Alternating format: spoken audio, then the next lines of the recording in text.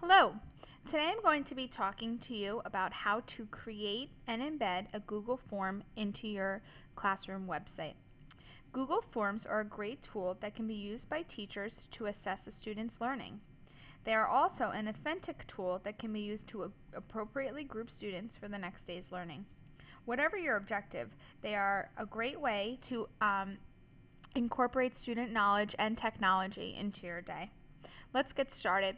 You want to start out on the Freehold Township webpage using a Google Chrome browser. Since we're going to be working in the Google Drive today, it's best to use Google Chrome.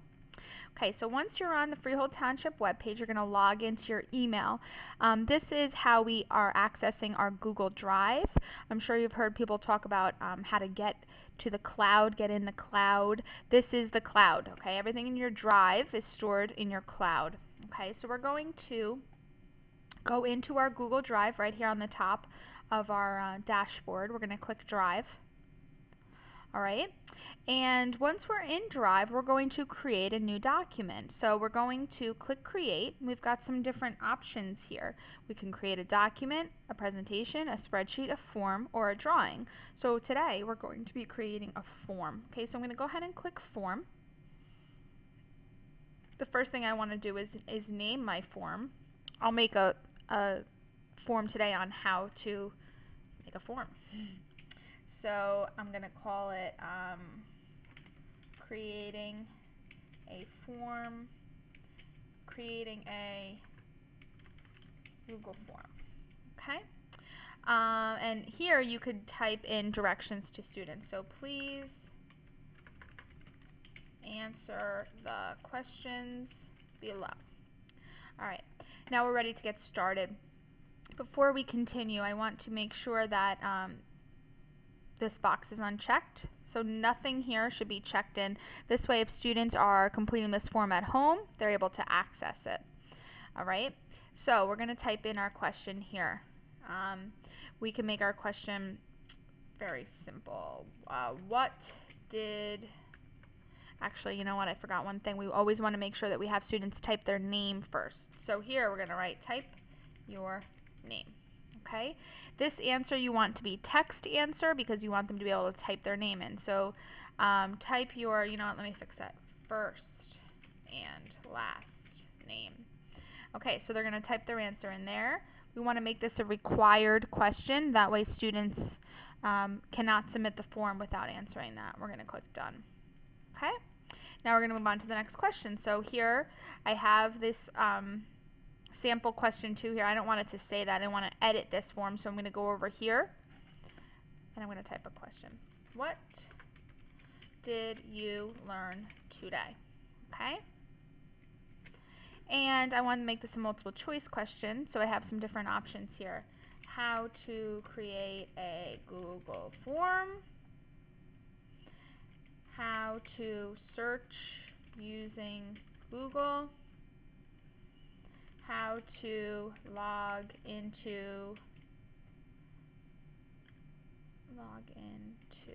YouTube. Alright, so we want them to choose the best answer. Again, we're going to make this a required question. Now I can go on and on here, but for our purposes today, I think you understand how to continue going. Alright. Something else that you can do with this form is you can change the theme. This is the color and the way that it looks. You can do that right up here by clicking Theme. Alright, and here Google has a bunch of pre-made templates for you. You know, you can go on and search. Really, for students, you know, the simpler the better. So I like this one with the books on it. And you can see it'll change it for you right there. So I'm going to click Apply. I want this to apply my new settings. And I'm going to I have to click one more option here for sharing so that students can see it. So I'm going to go into where it says Spreadsheet. After students have completed their Google form, you're going to get a spreadsheet of the work that they did. So all your students' names will be listed here, the time that they completed their homework, which is interesting to know, what their name is here, and then the answers to their questions. So you can easily look and see who understands it and who doesn't, and you can group them for the next day's learning, which is a great tool. What I was talking about before is this share button. This is very important when creating any kind of Google Forms. If I hover over this right now, it says it's private only to me. That means that I'm the only person that can see this. I want to change that because I want my students to be able to see it. So I'm going to click share. Okay, and I want to make this public on the web. Okay, I want to make it public. Everyone's going to be able to see it, and everyone's going to be able to look at it. I don't want anybody else to edit my form, change it. I just want them to be able to see it. So I'm going to click save. Okay, now I can see that it's public here, so I'm going to click done. Alright, now what I'm going to do is I'm going to go in, check my form, so I'm going to click live form just to see the way that it looks. Okay, it looks good. Now I'm going to go to my website, so I'm going to go back over here to my drive. I'm going to click on sites because remember I'm editing in my classroom website. I'm going to click on my website. I'm going to think about what page I want it on. I think I'm going to put this on the teacher tutorial page. Okay, so I'm going to go ahead and click that page, and I want to edit this page, so I'm going to click this edit button here. I'm going to go down to the bottom, okay, and I'm going to insert this form right here underneath. Okay, so I have some different options here, obviously a lot of options for things I can insert. I want to insert the form. Okay, here's my form right here, the one that I just created. I'm going to click this, okay, and then I'm going to click select. I want to put it in there. Here's the title of it. It's going to have a border around it, which is great. And this height and width is the size. Okay, I'm going to leave those the same. I'm going to click save, and there's my form. I can change the orientation here, left.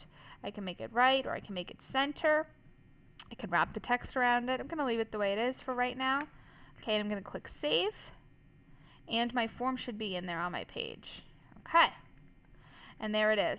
Okay, here's my form. My students are answering my questions here, and they're going to click submit. Okay, thanks for watching. Don't forget about those two different sharing options. You have to uncheck the Freehold Township box, and you also have to make it public on the web. Those are the two most important ways to troubleshoot this. Those are often the things that I forget. Okay, thanks for watching. I hope you have a good time doing this and are enjoying my technology tutorials. Have a good night.